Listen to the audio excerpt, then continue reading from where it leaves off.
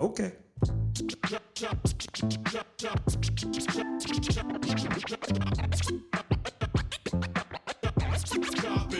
Yes, yes. Thank you, ladies and gentlemen, kids, if you out there for coming in to chop it up. Your weekly dose of what we got to say on cameras and shh. I am your man, Anthony Smith, and I'm here with my main guy. Yo, P in the building. And this is Chop It Up, ladies and gentlemen. How you guys doing? Man, we ain't sick this week. Man, I ain't sick either. It's a good feeling not to be sick. Ready to fucking roll this new year. So, man, what we got on the agenda today? We're gonna talk about out with the old and in with the new. What you mean, man? Basically, when I buy gear, when you buy gear, you all excited to get it. Oh, You loving on the gear. And then it comes time to get rid of the gear. Oh, and you yeah. have that separational thing going on. yeah, this boy got attachment issues, man. Yeah, big attachment issues. I wanted it so long. I wanted it so bad, and now I got it, but it's time to go. And I feel like that's one huge thing and one huge mistake that we all make and that we all have. It's just, I want to say it's human nature. Right. So I think we're gonna address like how do you decide what equipment you let go, and when you upgrade, and what do you keep? When is it time to upgrade? Because camera gear is coming out so fast all the time. Every time you check on YouTube, every time you check anywhere, it's just new camera gear, new camera gear, new camera gear. So I'm the photographer, videographer that falls into, I'm buying everything. As it comes out, I need the best. I want to have the best. And sometimes I guess it depends on what the product is. And, a lens is going to be a lens. So it's kind of like a for sure bet when you get a lens. But there's some other things that are out there. These recorders, these LED lights, because LED lights are crazy right now. And then it's just hype. And I'm following the hype. And P is kind of like following what works and what works for him. So we just wanted to kind of talk in a little bit on that. Ant's like my crash test dummy. I let him. That didn't work, P. That didn't work, P. Whatever, man. So I let him. He's usually on it more than I am. So I kind of dig in afterwards, and we collaborate from there and make sure we're both making smart purchases at that point.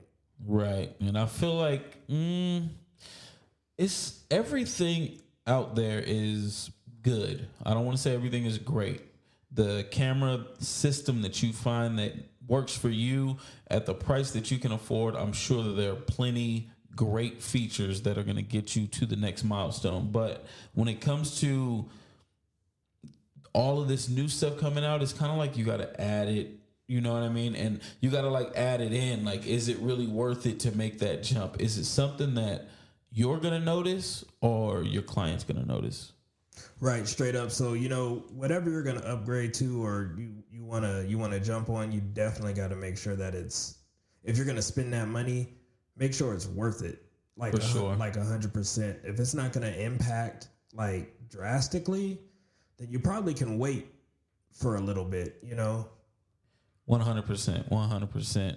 And I would like to say I fall into that boat. Maybe 30% of the time, 70% of the time, I'm more or less, I don't want to say an impulse buyer because I call myself doing my research, watching these videos, but it's like how much information could they learn about the product that I'm about to spend sometimes thousands of dollars on, and they just opened it themselves. Right. They're not the engineer. They didn't create it. This is a YouTuber who just got a package. Sometimes it was sent to them. Sometimes they just wanted to try it out for themselves. But by the time we get the review, it's literally hours after they've had time to spend with it. And I always fall right on in. So do you have like a general process on how you upgrade your equipment? None. I would like to say I do. I just try to. My thing is I want the best quality. I want the highest quality, and not all the times do I want it for the client. I'm gonna if it's for me, you know what I mean? Like I want it. I want to see it. I want to see it. It's almost like buying a badass car. You know that you in the badass car, but you can't see yourself in the badass car. I see what you mean. I see what you mean. You know what I mean? So it's one of those things, and it just completely depends upon your budget, what you're able to do, and what you want out of it. Because a lot of the things that I do, I'm doing it to one up my last project because I can't keep up with what P's doing, what this person is doing, what this person is doing. So I'm judging myself off of my last project sometimes, but also a lot of times on other people's work. And that's one thing that I'm trying to do in 2020 is not really watch for the techniques that they're using, but some of the just other things, you know what I mean? Like some of the angles that they took out of it, some of the composure they took out of it. Like how did they pull that lighting out of that situation? You know what I mean? Like those kind of things, rather than diving all the way into the transitions. Right. Yeah. No, I get lost in the sauce. Right. I hear you. I think for me, my process of upgrading is kind of like use what you got until you need some more, and plan on setting yourself up to use what you're going to get. So like for me, I'm in the process of getting, I have my eyes on more cameras to upgrade the quality of the images that I put out, but I can't house the power that I'm looking at. So my next upgrade is a computer. Right. Versus get a camera that I can't even process, which I've been down that road before where I bought a camera that was too powerful for my computer. So it was like slowed down everything. Working ass backwards. Like it was better to just shoot with what I had, and then, until I earned some money to get the computer, and then, that's where I'm at again. Got you. I do as much research as possible while hitting the order button. It just it's the way it works out. I'm sorry. You know what I mean? Like the one thing that gets under my skin the most is when I'm shooting a video project and somebody comes over and they're just cheesing, waiting for you to take the picture. Oh man. Under my skin, it like crawls, and it's not their fault because the cameras that we're using, they look like photography cameras. They are photography cameras. What do you mean? You know what I mean? Like, right. So how can you expect the person that's on the other side of the lens to know what your job is for the day? Because a couple seconds later, I'm going to come around the corner and guess what? I'm shooting pictures. Camera looks just like P's. Right. I think since we're talking about like upgrades and stuff like that, I think when you're at a certain level of filming, like your camera just looks different to where it would make people question versus like just sitting there and assuming. Right, sitting there and assuming. One of the biggest upgrades that I got last year was actually getting an external monitor, which I didn't really run into too many issues where people thought I was taking pictures. They just looked at it like, what the hell you have? I'm like, that's cool. At least you ain't in front of me smiling so I can take this video. Right. So, and you start rigging your camera up. It just looks different to where people kind of can distinguish that you're doing something that's not what they're typically used to seeing, Right. So I guess that goes along with what we were talking about earlier. It's just maybe one of the reasons why I order so much is just to stay in front of the curve, because the curve is coming quick, and it don't matter if we want it to, because technology is taking it that way, and the consumer is getting the best deal because all of these brands are fighting for this smaller market, which is this entry-level market, which are these teenagers and early adults that are able to now afford these $1,000 and $2,000 cameras. Right. So what's the best way to get those younger people that don't really have the experience in? Let's just pack it with a whole bunch of features. Right, 100%. We're not going to tell you it's going to overheat. It's going to blow up damn near in your pocket. Right. You got the 4K, you got the 120, you got the this, you got the 20 frames a second, or not 20 frames a second, 24 frames a second. You got the 30. You doing it. You looking at Peter McKinnon and you like, he paid $6 for that. Right. I got the same thing for $1,500. Right. No, you didn't. Not at all.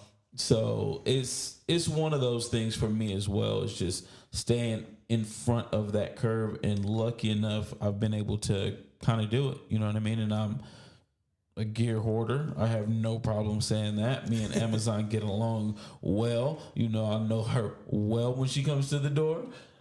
I need to leave her. If we would have been here, we'd have left her some cookies and, you know what I mean, milk out there for the holidays. But we was going to Vegas, so it didn't happen. So I think the best route for you to look at when you're looking to upgrade and when you're going to buy stuff is really assess what you have first. You know, maybe try to fill in some gaps on stuff you don't have. If you already got a good following and you're already, you know, booking stuff, don't jump to point Z and you ain't, you know, went through the rest of the alphabet yet before you get there. I think that's, for me, that's, you know, my words of advice is, you know, kind of make sure you're not setting yourself up unless you can get it all at once. That's another thing that I won't do. Like, if I don't like getting stuff partially. Mm-hmm. I mean, we're in a situation like that right now, but that's different. But, right. but, you know, you got to really, I like to just save, and like when I upgraded to the current camera that I use as my, you know, my daily, I got everything at once. I didn't want to like get the camera and then damn, I don't have nothing. I don't have no lenses. Oh damn, I don't got no extra batteries. Oh damn, I don't got the computer to push it out. Like I got. And that's one of the reasons that people get a bad impression on cameras right off the bat. They didn't have the rest of the money to put into the camera to get the quality that they saw when it was advertised. Right. I don't know how many times people done grab like the same camera that I have and they're like, damn, how was you doing that? I'm like, man, it ain't just, you know, you got to do some research before you can't just grab the camera and think.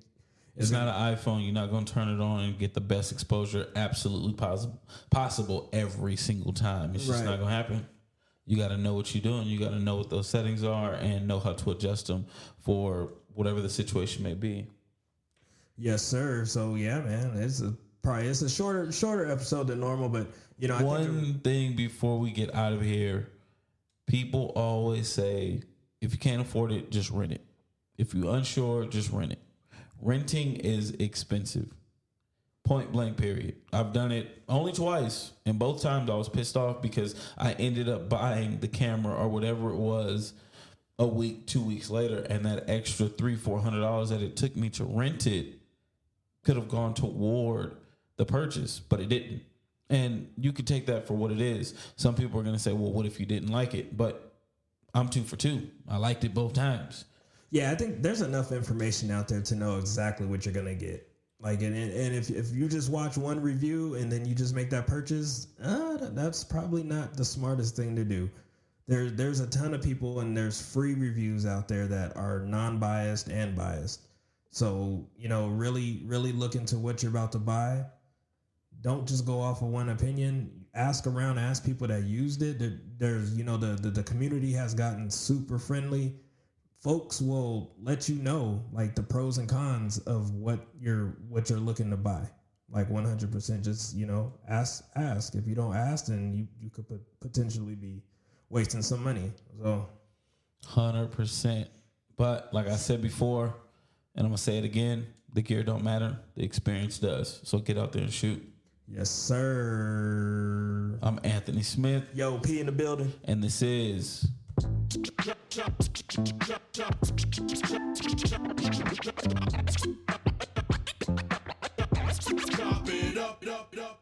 I love new shit.